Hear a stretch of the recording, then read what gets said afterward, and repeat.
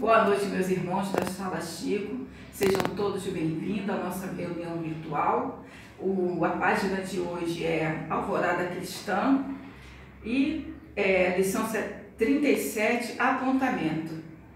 Manifestante indisfaçável aborrecimento ante as observações paternas, que te contraria os propósitos impensados.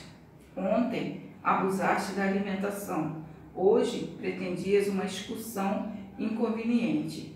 Referiste a teu pai as necessidades do espírito, com acentuada tristeza.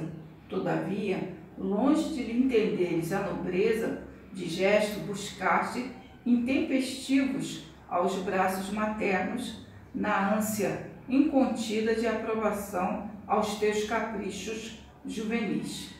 Foste, porém, injusto. O jovem que recusa a orientação acertada dos mais velhos, que lhe desejam bem, procede qual lavrador leviano que reprova a boa semente.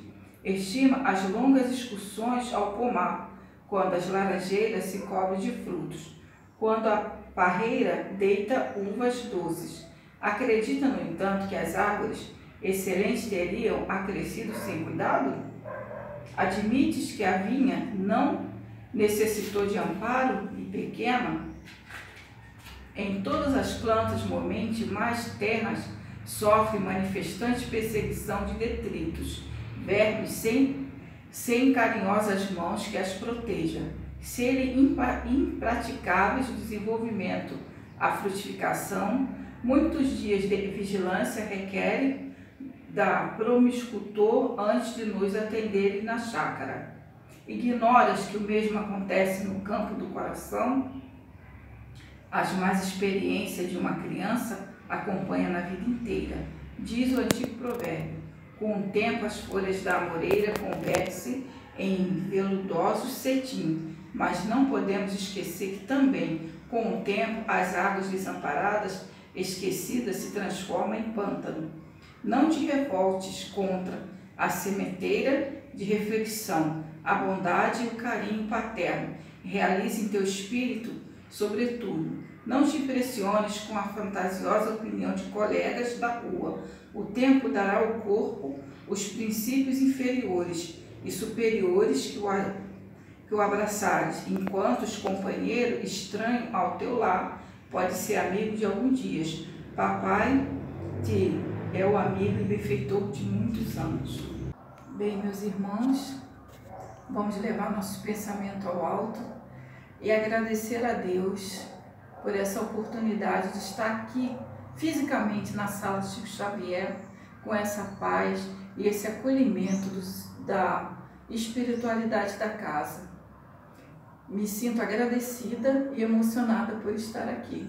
Senhor Jesus, amado Mestre, guia e modelo, em seu nome agradecemos a Deus a oportunidade de estar aqui falando aos nossos irmãos e que o Senhor possa proteger a todo mundo. Hoje, Senhor, a gente não pede por nós, pela sala e pelos nossos irmãos. Hoje, a gente pede pelo planeta, Senhor, por todos os nossos irmãos do mundo inteiro, Senhor, que estão passando por essa prova expiação. Eu sei, Senhor, que é uma prova que a gente deve passar, porque nós mesmos é que arrumamos isso. Mas pedimos, Senhor, força, coragem e fé para passar pela prova. Pedimos, Senhor, por todos os nossos irmãos que não conseguiram passar na prova e deixar esse mundo, que a espiritualidade possam receber com muito amor todos esses nossos irmãos que estão desencarnando pelo planeta Terra. Peço, Senhor, por todos os nossos irmãos que estão nos hospitais e pelos seus familiares que estão em desespero, pelos nossos irmãos, Senhor, que estão sem comida, pelos nossos irmãos que estão na rua. Que o Senhor possa dar fé e abençoar a todos e que todos, Senhor, consigam superar esse momento. Eu agradeço, meu Deus, por todos que estão a meu lado, a espiritualidade, meu anjo da guarda, minha mãe Maria Santíssima. Muito obrigado, meu Deus, muito obrigado, muito obrigado. Passo a palavra agora para o nosso palestrante da noite, nosso irmão Romário. E logo após a palestra, nossa irmã Débora falar a prece de encerramento. Muito obrigada, meus irmãos. Fiquem em paz e que Deus abençoe a todos vocês. Muito obrigada. Boa noite, meus irmãos. Hoje aqui nos encontramos para a continuação das exposições virtuais. Pedimos o equilíbrio de Deus, de Jesus, dos bons espíritos, dos trabalhadores espirituais da Sala Chico Xavier, dos nossos mentores particulares e a todos os irmãos que trabalham no bem. Hoje estudaremos o Evangelho segundo o Espiritismo de Allan Kardec, capítulo 12, Amai os vossos inimigos, itens 1, 2, 3, 4, 5 e 6. Os subtítulos são pagar o mal com o bem e os inimigos desencarnados.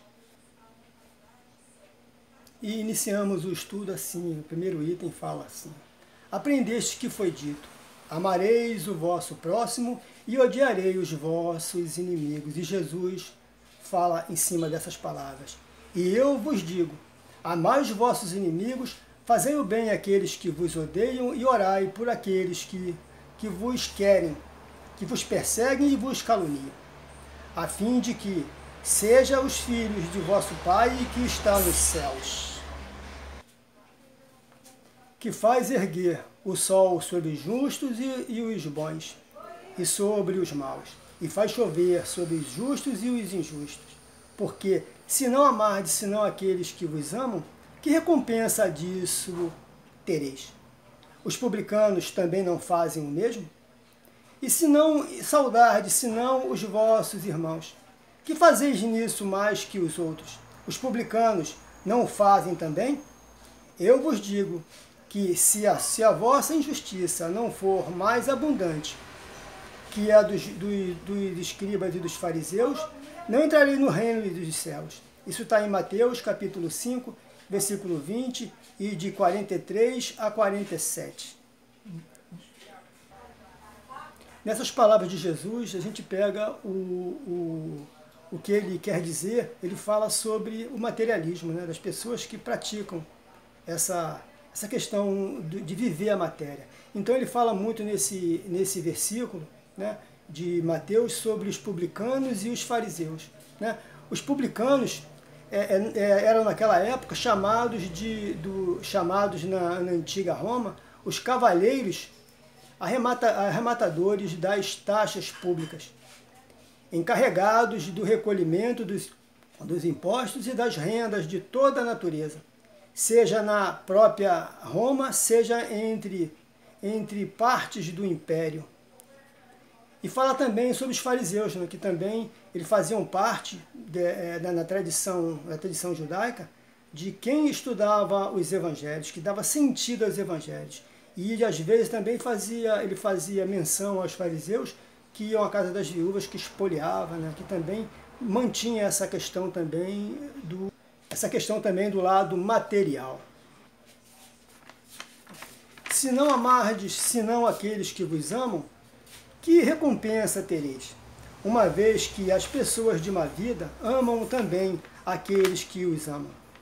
E se não fazeis o bem, senão aqueles que vou-lo fazem, que recompensa tereis, uma vez que as pessoas de má vida também a fazem na mesma coisa? E se vós não emprestardes, senão daqueles que querem esperar receber o mesmo favor, que recompensa tereis, uma vez que as pessoas de má vida se emprestam mutuamente para receber a mesma vantagem? Mas, por vós, amai os vossos inimigos, fazei o bem a todos e emprestai sem disso nada esperar, e então vossa recompensa será muito grande, e sereis os filhos do Altíssimo, que é bom para os ingratos e mesmo para os maus. Sede, pois, cheios de misericórdia, como o vosso Deus é cheio de misericórdia. Lucas capítulo 5, versículo de 32 a 36. E continuando falando sobre os publicanos, Jesus dá um exemplo, né, de um publicano que ele fala assim, ó, hoje essa casa hoje obteve a salvação. Jesus fala de Zaqueu, né, que Zaqueu ele era um publicano, um cobrador de impostos, e que num determinado ponto de sua vida ele se converteu, né? E ele queria conhecer, ele queria ver Jesus Cristo. E teve um momento em que ele soube que Jesus ia passar perto de onde ele morava.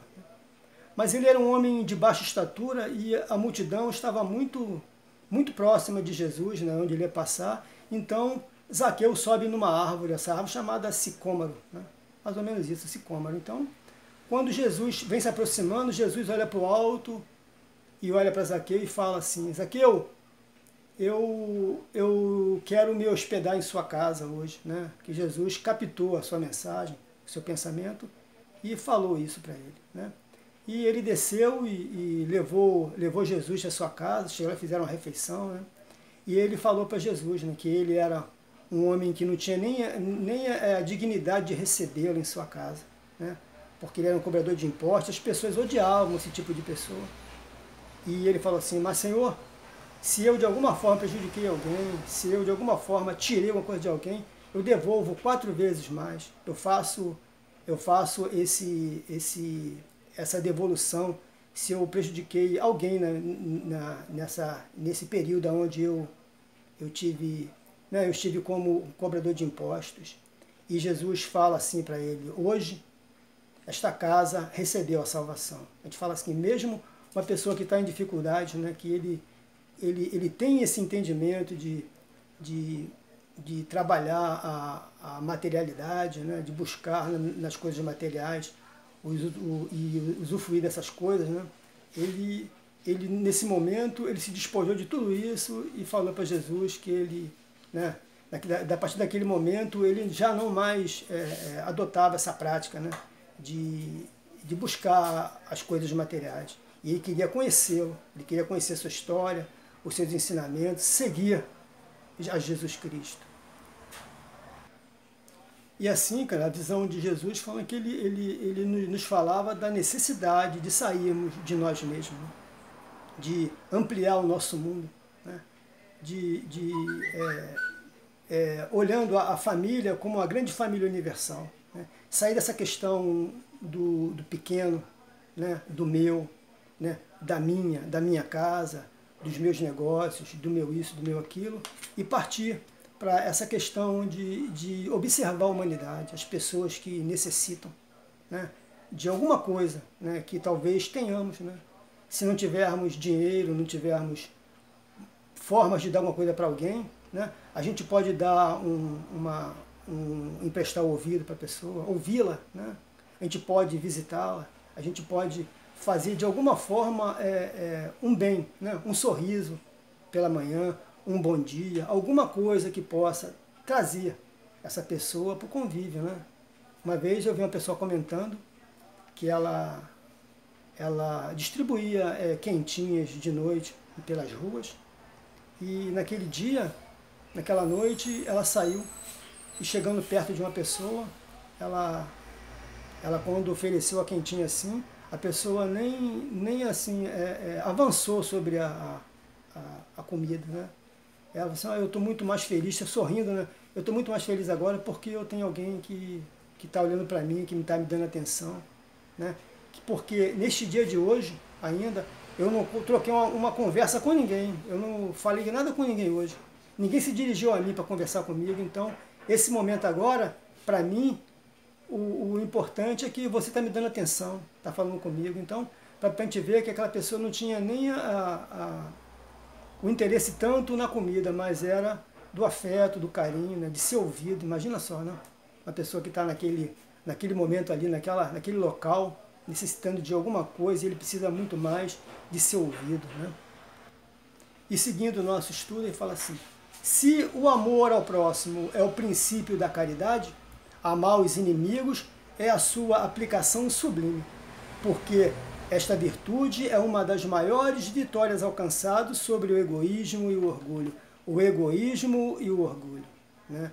Todas as grandes coisas do planeta é baseado no orgulho e no egoísmo, né? A gente vê tantas riquezas, tantas pessoas que se acham, né, que detêm o poder, mas tudo isso baseado no egoísmo e no orgulho, né?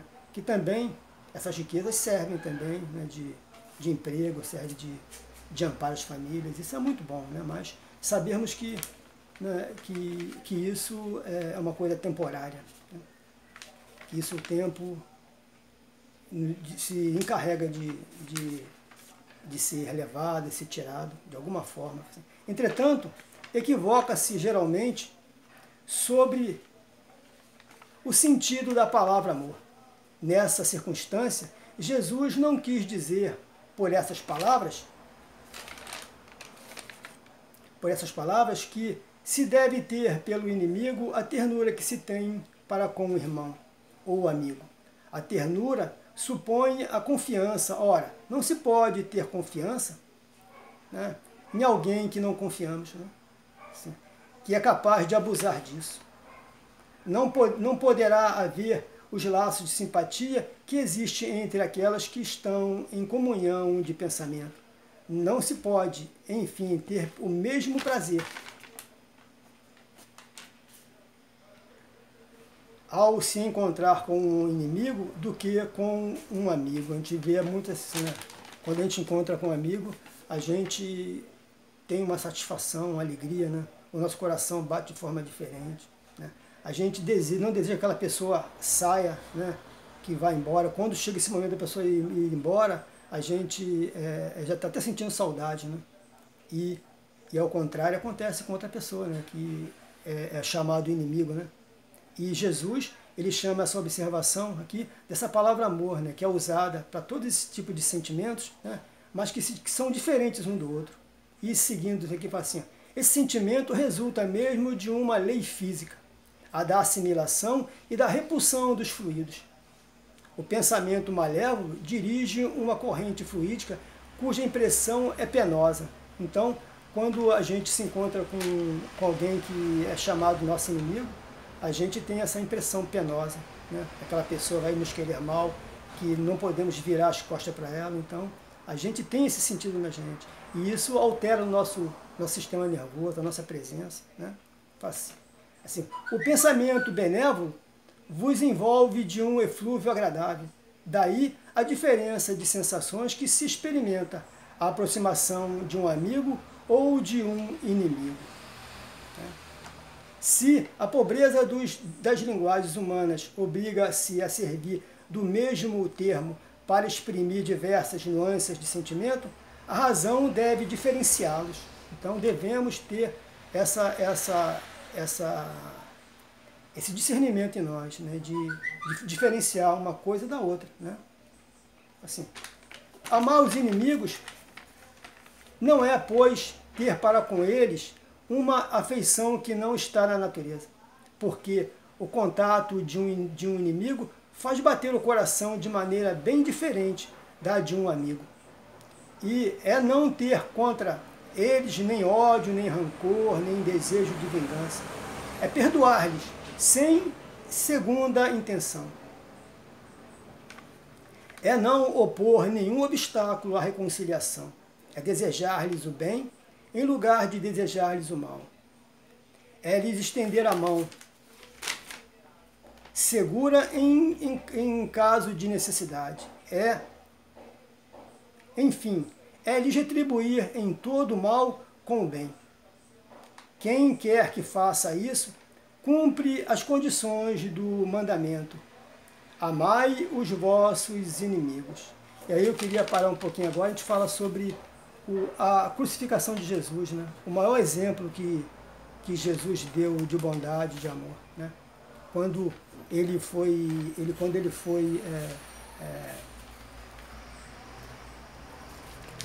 crucificado, né? Ele foi esbofeteado, foi açoitado, foi humilhado nas ruas públicas. E a última súplica que ele fez aos céus, ao Pai, foi que perdoasse aqueles né? Perdoe, Senhor, perdoe, meu Pai, eles não sabem o que fazem. Então a gente vê que Jesus, ele, o tempo todo, ele pregava o amor ao próximo, ao amor ao inimigo, e provou isso. Ele chegou e mostrou como se faz. E vai mais além, né? Ele fala que amar os inimigos, às vezes, para algumas pessoas é um absurdo, né? Tem pessoas que jamais imaginam que ele possa perdoar alguém que fez alguma coisa contra ele, né? Ele fala assim, né? Que se não... que essa pessoa tirou a tranquilidade dele e ele acha que só a morte, né, o desaparecimento daquela pessoa que possa fazer a felicidade dele, né? Também é um engano, né, que a gente sabe que morto animal não se mata o veneno, né? Ele continua, né? A gente fala assim, e isso a gente está falando das pessoas de que têm esse lado material, né? Que tem essa visão do agora, do presente, né? Daquela pessoa está me fazendo mal, está me perseguindo, está isso e aquilo. Aí fala assim, mas para o crente, para o crente, mas para o espírita, sobretudo, a maneira de ver é diferente, né? Porque o espírita, ele compreende que o agora não é tudo, né? O ontem, né? O passado, ele foi feito e reflete hoje o nosso dia de hoje, nosso presente hoje. E o presente de hoje vai fazer com que a gente também tenha no futuro uma existência. E ela vai se refletir lá, o agora de hoje vai se refletir também lá na frente, né? Fala assim, porque considera o passado e o futuro, entre os quais a vida presente não é senão um ponto, hoje é um ponto. Sabe que, pela própria destinação da terra, deve prever, encontrar nela homens maus e perversos. As maldades das quais é alvo, fazem parte das provas que deve suportar. E ele, o espírita, ele também compreende essa parte, né, das provas que deve suportar. Porque no passado ele fez alguma coisa indigna, né, ele maltratou alguém, feriu alguém, a família dessas pessoas, né, tirou alguma coisa das pessoas. E hoje, né, quando a gente está aqui encarnado, a gente sofre esse tipo de situação, né, do passado. Aqueles irmãos que ferimos no passado, eles podem se revelar, né, podem nos encontrar, e aí tem essa cobrança, né? E a gente tem que estar pronto para isso, para responder de uma forma boa, né, compreendendo de fato isso, tendo bons procedimentos, né, e não simplesmente irritá-los mais, né, mas prová-los da nossa melhoria moral, que a gente não é mais aquela pessoa do passado, né? A gente hoje tem outros valores, outros sentimentos, né? Aí fala assim, diferente, e considera o passado, né, fala assim, não se deve murmurar contra aqueles que delas são os instrumentos, se em lugar de encontrar, né,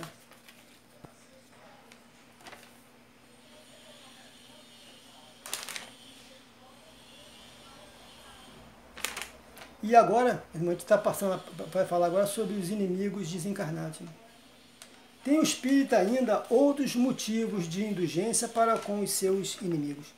Né? Sabe ele, primeiro, que a maldade não é um estado permanente dos homens, que ela se deve a uma imperfeição momentânea, quer dizer, somos imperfeitos momentaneamente. Sabe ainda que a morte não o livra senão da presença material de seu inimigo, mas que este pode persegui-lo com o seu ódio, mesmo depois de ter deixado a terra. Que assim a vingança falha ao seu objetivo e que, ao contrário, ter por efeito produzir uma irritação. Quer dizer, se a gente não modifica, a gente continua pensando da mesma forma que antes, a gente, em vez de ser perdoado, de perdoar, a gente irrita mais ainda aquele ser. Né? Que maior irritação pode continuar de uma existência a outra essa perseguição. Né?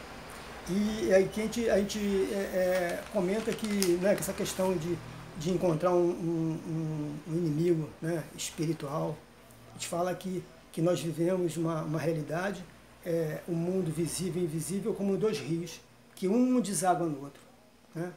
Temos uma existência, vivemos um determinado tempo na Terra, ou em outro local, em outro mundo, né? E o que fizermos aqui, ele carregamos conosco para outra situação, né? E no futuro, talvez, a situação seja boa ou má, de acordo com o que vivenciamos nesse momento. Então, se temos algumas questões que ainda não resolvemos, e que nesse momento agora se encontra à nossa frente, nos tocando, nos incomodando, devemos enfrentá-la, né? Não fugir, mas ver o que está acontecendo e tentar ter procedimentos diferentes, né? E não irritar mais aquele irmão, aquele companheiro, mas fazer coisas diferentes. Quando chegar a um ponto, ele vai perceber que a gente já mudamos, já estamos com pensamentos diferentes, né? Já não temos mais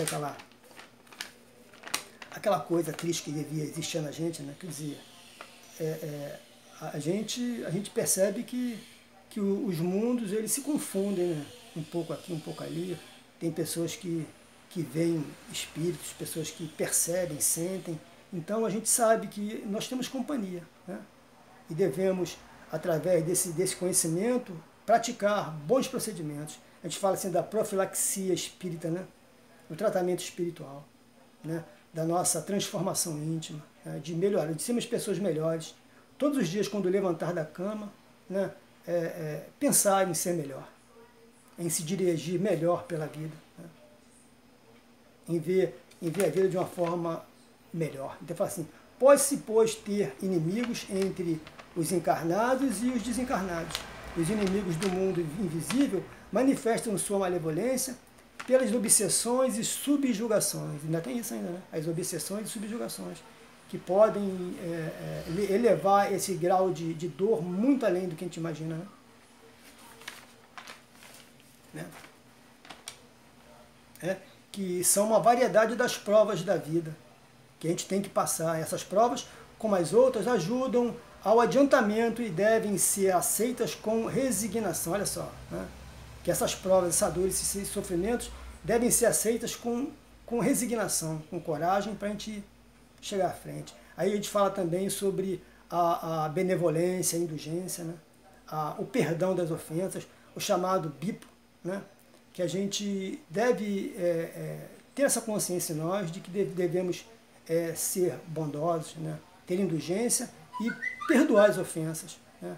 E assim a gente vai conseguindo melhorar a nossa frequência mental e quem sabe daqui a pouco a gente tenha alguma coisa melhor na gente, né?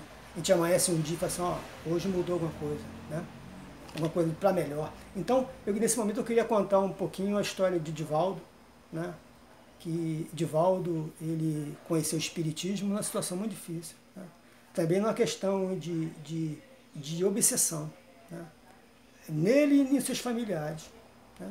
Até que ele um dia está paralítico na cama e uma senhora que passava por aquela cidade onde ele morava, ela era de Salvador, essa senhora. Ela chega lá e faz uma oração e consegue afastar o espírito do irmão dele que estava agarrado às suas pernas e ele consegue levantar da cama. E a partir daquele momento ele começa a se desenvolver no espiritismo, né? A sua mediunidade e continua a fazer trabalhos, até que ele chega num ponto, né? Que ele tem a necessidade de fazer um trabalho com as crianças, né? Ele aluga um espaço, as pessoas do centro espírita onde ele fazia parte também auxilia, ajuda, né? Ele começou a tomar conta de crianças abandonadas, né? Ele começa a ter uma criança, 2, 3, né? Isso já é muito tempo depois que ele inicia no espiritismo. Ele já está com 40, 50 anos por aí, né? E esse espírito, né, que a gente fala aqui da obsessão, ainda continua cercando ele aqui e ali. Tinha ocasiões que ele até a comida que ele ingeria sentia dores no estômago, né? Então a gente vê que ele passou por muita dificuldade. Até que um dia ele chega à casa dele, essa casa das crianças que ele tomava conta, que ele fundou, uma criancinha na porta. E as pessoas que tomavam conta daquele espaço saíram correndo e pegaram a criança primeiro. E um deles que pegou e falou assim, ó, vou entregar a fulano de tal, né, a instituição tal, porque a gente já está muito lotado, a gente não tem mais espaço para essa criança. E Divaldo chega correndo lá e pega a criança. Não, ela vai ficar comigo. Né? Eu espero essa oportunidade há 400 anos, olha só. Né? 400 anos. Quando ele sai com a criança e entra no estabelecimento, naquele local, né? E daqui a pouco, depois de algum minuto, o obsessor, esse espírito obsessor, se apresenta a ele de novo. Ó, eu venho te comunicar que a partir de hoje eu não vou mais te perseguir. Eu não te odeio mais. Né? Aquela criança que você pegou lá na porta agora, ela era, numa vida passada, minha mãe. Né? A pessoa que eu mais amo. E por essa razão eu percebi que você mudou. Né? A demonstração da mudança, do procedimento. Né? E talvez um dia eu te ame. Eu chego aqui e posso dizer para você que eu amo você. Hoje, por enquanto, não. Eu só não te odeio mais. Né? E eu não vou voltar mais. Então, naquele momento, aquele irmão percebeu, né, que havia uma mudança naquela pessoa em Divaldo, e ele saiu naquele momento. Assim, outrora significavam-se vítimas sangrentas para apaziguar os deuses infernais, né, que não eram, senão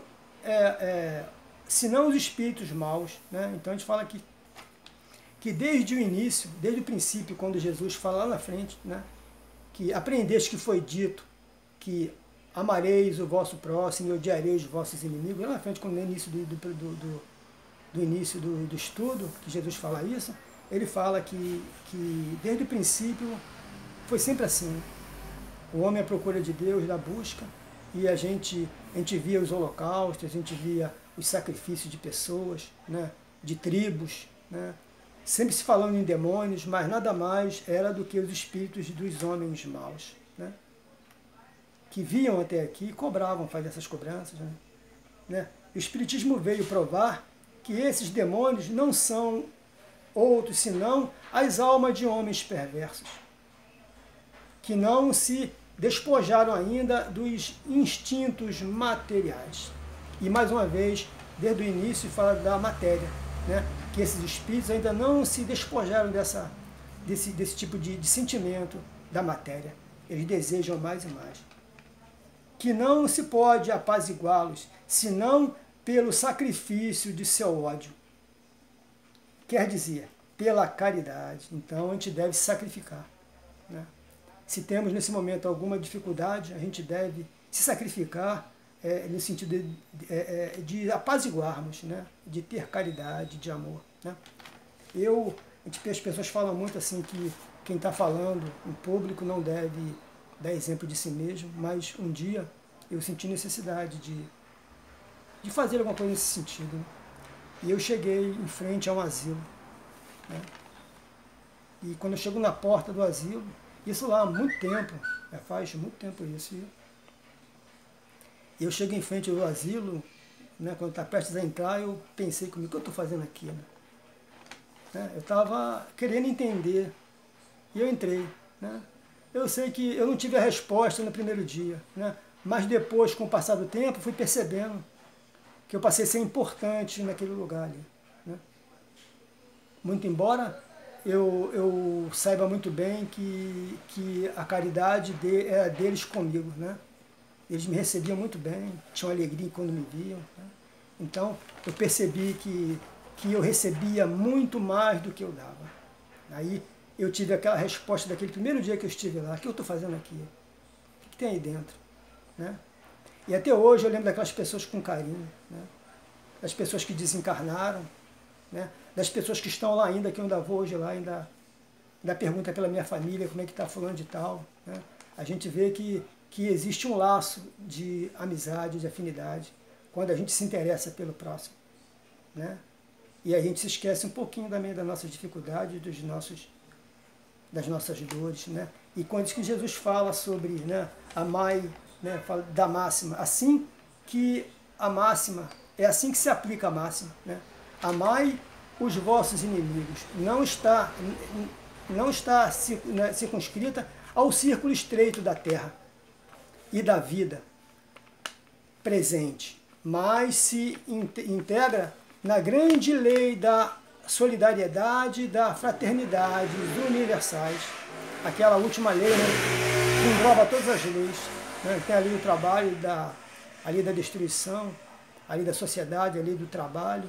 Então, a lei da solidariedade, da fraternidade, dos universais, que devemos amar uns aos outros sempre, mais e mais. Cada vez que a gente se modifica, a gente modifica alguém, né? A gente modifica o ambiente, a casa, né?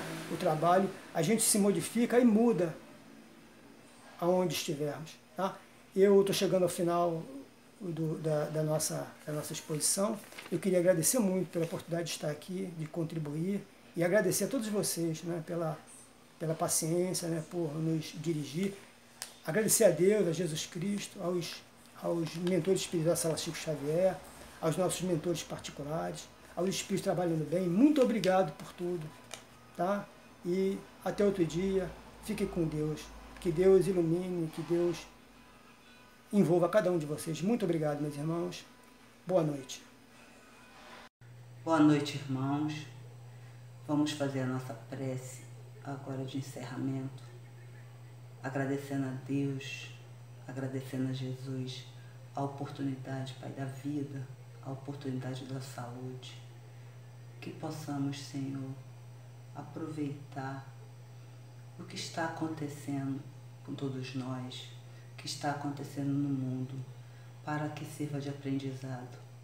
Que possamos, Pai, doar nossos fluidos, nossos pensamentos positivos para esses irmãos espirituais que também estão nessa batalha.